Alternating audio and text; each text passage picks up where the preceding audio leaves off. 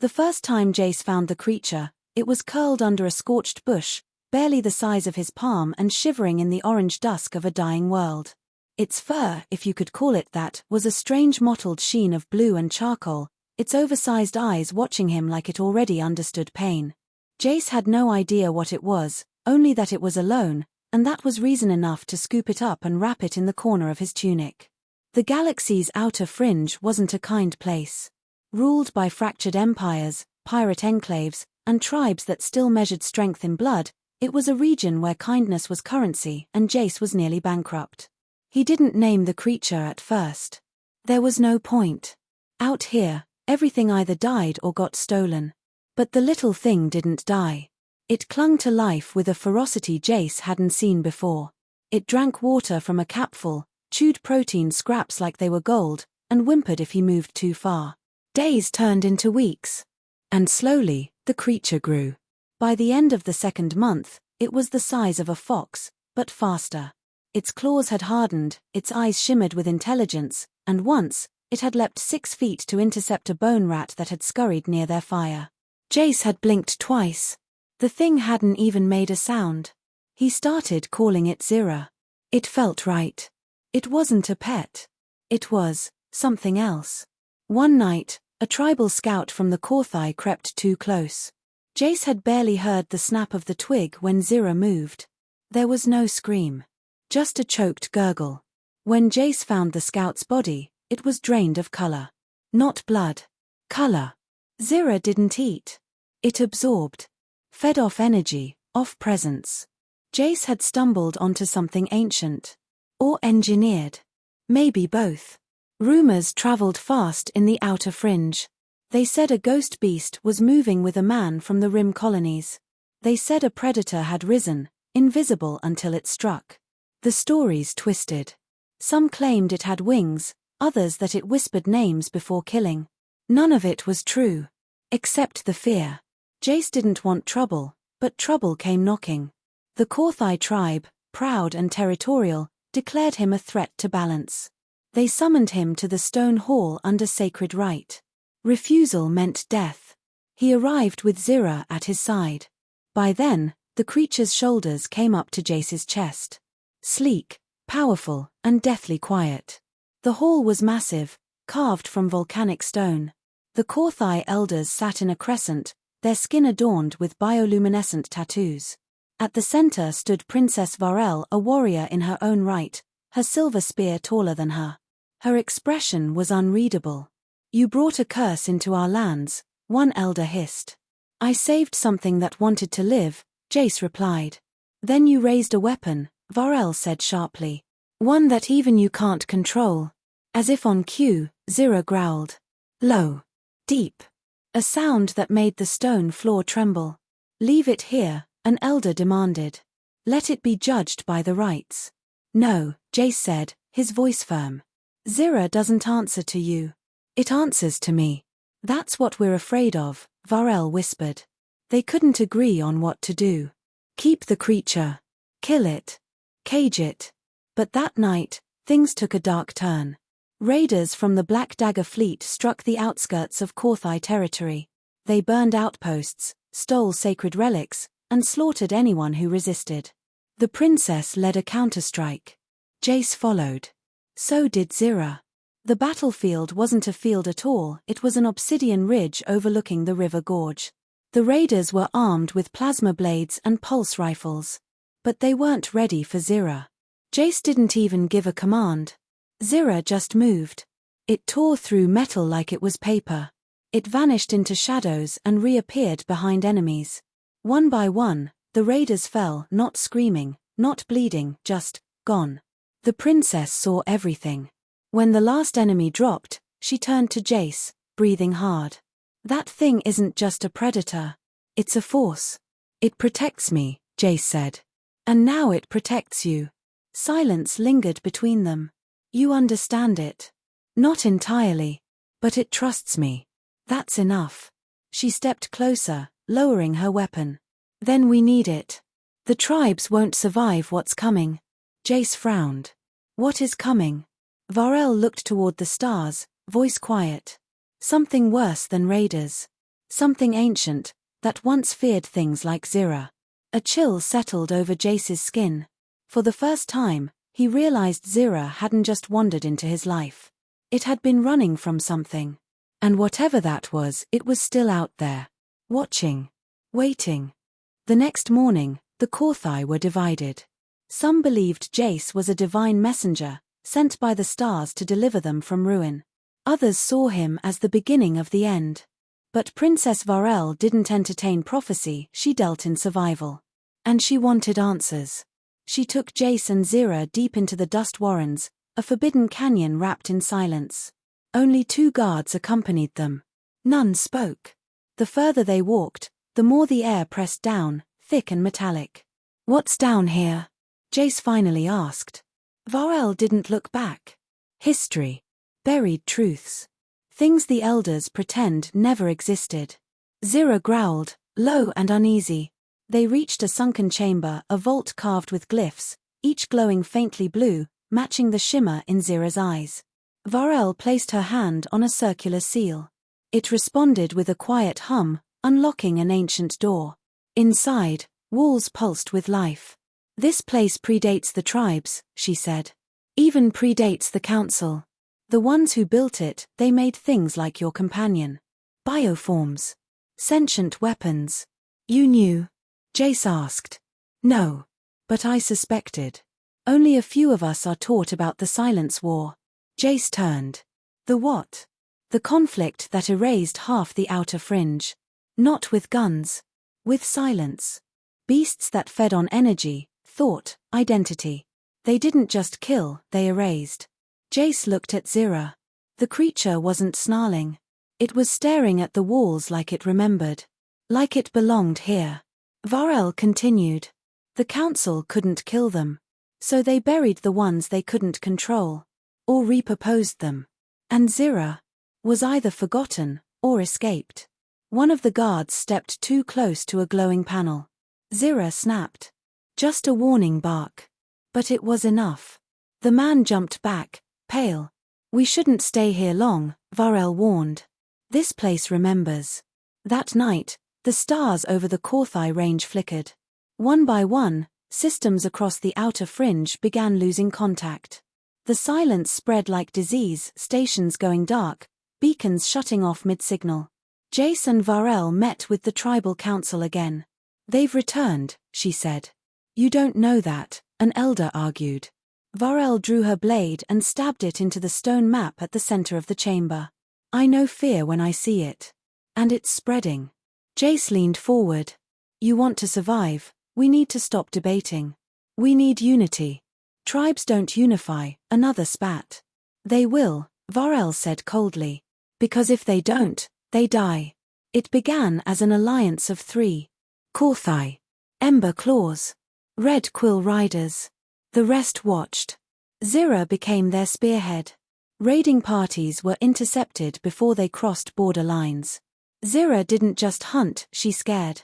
She left survivors trembling, mumbling of a ghost with sapphire eyes. Soon, a 4th tribe joined.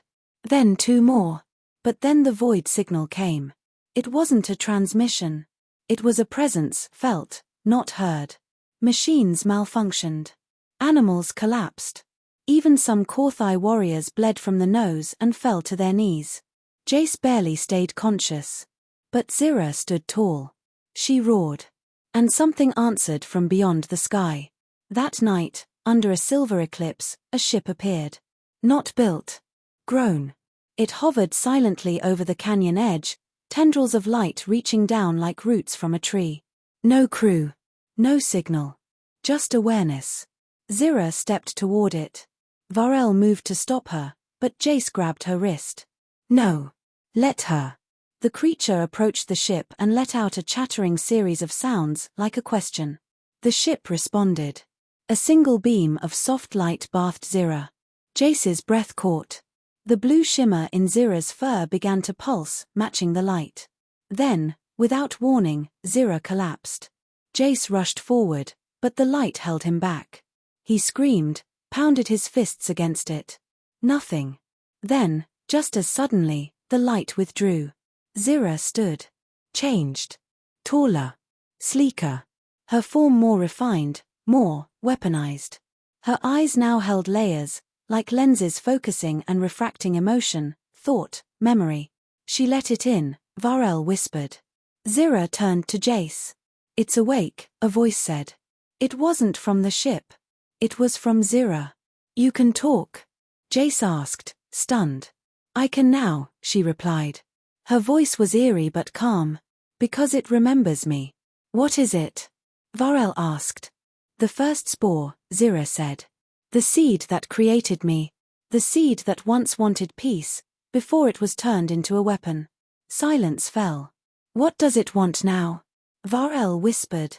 Zira turned her gaze skyward. To reclaim what was taken. And to purge what poisoned it. The tendrils retracted. The ship faded, becoming starlight. And the war truly began. The next dawn broke red. Not from the sun, but from the sky itself. A deep, pulsing crimson bled across the atmosphere, as if the planet were bruising under pressure. The tribes awoke to silence, no birds, no wind. Just a low, almost imperceptible hum in the bones. Zira walked differently now. Less animal, more purpose. She didn't need to eat, sleep, or breathe. Whatever the ship had done, it made her something else. Jace followed her, never leaving her side. Varel did too, but with a wary eye. She'd seen too much to trust blindly. A gathering was called at the Basin of 12, an old ceremonial pit where warring tribes once settled feuds in blood. Now, a dozen factions stood in a fragile circle, faces drawn, weapons sheathed but close. They had seen the red sky. And they'd felt the signal. It's a harvest call, Zira said. Harvest? The chieftain of the Ember Claws asked. They're coming to reclaim biomass. Minds. Memory. Consciousness. Everything they once seeded here. You mean us, Varel said. Zira nodded. And they won't ask nicely. A murmur rippled through the crowd. Jace stepped forward. Then we give them something they didn't expect. And what's that? Us. Together. Not as prey. But as the apex. The tribes weren't built for unity, but fear is a powerful glue. They trained by torchlight, learned to move like one. And Zira taught them. She showed them how to sense movement in silence, how to see heat in darkness, how to confuse predator logic. She didn't bark orders, she demonstrated. And the warriors followed. Varel led the charge to retrofit old mining rigs into pulse cannons. The Red Quill riders weaponized sky gliders with plasma-tipped harpoons. Jace organized the outliers, mercs, traders, even exiles into a roaming sabotage unit. Everyone had a role. For once, the Outer Fringe was one fist. Then the sky cracked. The first spore didn't arrive in ships. It arrived as light. Crystalline shards rained down from orbit, each one hissing as it embedded into soil, stone, even flesh. Where they landed, they sprouted structures that pulsed with organic rhythm, growing like tumus made of memory. People disappeared. Not killed. Erased. No bodies. Just absence. Jace watched a farmer vanish mid-step, his shadow burned into the rock like a memory refusing to fade. Varel swore. We hit first. Before they root. The counterstrike was brutal. Zira led the assault team, carving through the sprouting towers with a grace no machine could match. The towers screamed, not mechanically, but emotionally. A wailing that clawed at the minds of the attackers. Dozens fell back, hands clutched to skulls. But Jace kept moving. He'd learned to listen through the chaos. He stayed close to Zira, anchoring her. One tower cracked. And something spilled out. Not a creature. A shape. Like a man, but formed of glass and shadow. It walked without sound, eyes empty, hands pulsing with memory. It reached for Jace. Zira lunged. They collided midair. But instead of blood, light exploded outward. The blast knocked everyone flat. When Jace opened his eyes, the shape was gone. But so was Zira. He screamed her name. Once. Twice. No answer. Just the static throb of the broken tower. They found her hours later, half buried under debris. Her body flickered, like a hologram in static.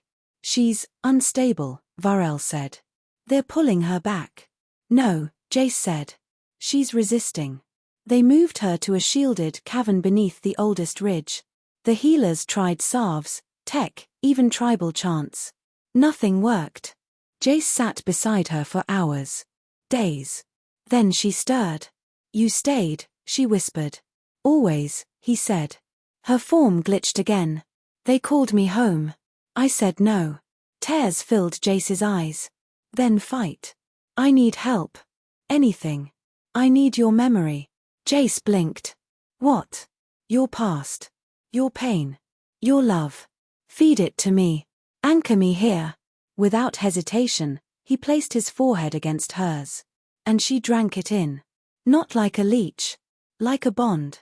Every scar. Every joy. Every moment.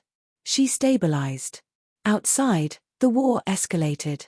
The spore towers adapted, growing limbs, learning speech, imitating the dead. They used faces of lost family to confuse the tribes. But the tribes learned too. They began fighting not with rage, but resolve.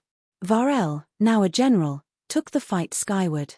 Her sky gliders pierced through floating spore colonies like arrows through smoke. Jace and Zira returned to the front. This time, Zira wasn't just a weapon. She was a voice. She spoke to the colonies. To the spore. Pleading. Reasoning. Some listened. Some turned. For the first time, the invasion hesitated. And in that hesitation, the tribes saw a window. One last push. One last stand. Together. They stood at the edge of extinction. The final spore colossus loomed over the ravine, an amalgamation of stolen memory and half-formed minds, towering into the clouds, its limbs dripping liquid thought. It wasn't a creature. It was a reckoning. The tribes stared up, tiny against the thing that had come to unmake them. Zira, fully restored and now radiant with energy not of this world, led the charge without a word. Her body pulsed in harmony with the planet, with every heartbeat echoing across the canyon like a drum summoning the end.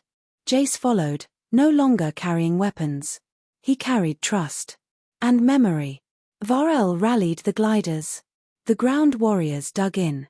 The sabotage units planted the last of their EMP canisters.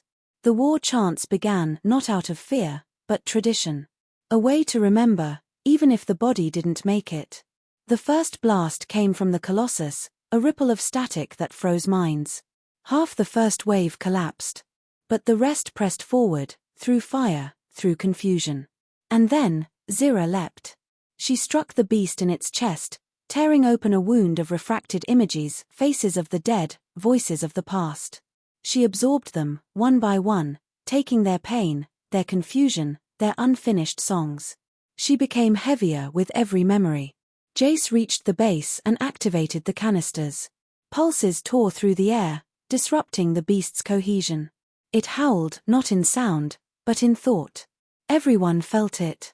Regret. Hunger. Loneliness. Varel soared down from above, her spear aimed at the core now exposed in its chest. She struck true. The Colossus reeled, staggered. And then Zira climbed into its mind. She didn't just kill it. She reasoned with it. Inside that storm of thought, she found the first spore's truth. It had once been a cedar of life, a guardian of possibility, until war had twisted it into survival mode. It had forgotten the song of life. So Zira sang. Using Jace's memories, the tribal chants, even the laughter of children she had heard in the camps, she stitched together a melody of identity. Of belonging. The Colossus hesitated. Then, slowly, it disassembled. Not exploded. Not vanished. It unraveled itself, returning energy to the land, the sky, the people it had almost taken. Silence fell. The war was over. In the days that followed, the tribes built anew. They did not separate. They did not return to old borders. Instead, they formed a new council, one with no titles, no bloodlines. Only memory. Varel gave up her spear, choosing instead to teach the next generation. Jace wandered the new world, documenting stories, drawing maps, writing the first shared book the tribes had ever seen. And Zira? She stayed. Not as a guardian. Not as a weapon. but as a reminder that power isn't always destruction. That sometimes, the fiercest predator is the one who chooses not to bite. On the anniversary of the final battle, they gathered again at the Basin of 12. Not to mourn, but to plant trees. Jace stood at the center, beside Zira. They asked me once if I created a monster, he said. He looked down at her. She looked up at him. I didn't. I helped someone remember they weren't one. And as the wind carried the voices of 100 tribes singing the same song, the galaxy, watching from afar, took notice. A forgotten corner of the Outer Fringe had done the impossible. They had raised a creature born for war, into a voice of peace. *** Moral. Even what is made to destroy can learn to protect, when met with understanding, trust, and shared purpose. ***.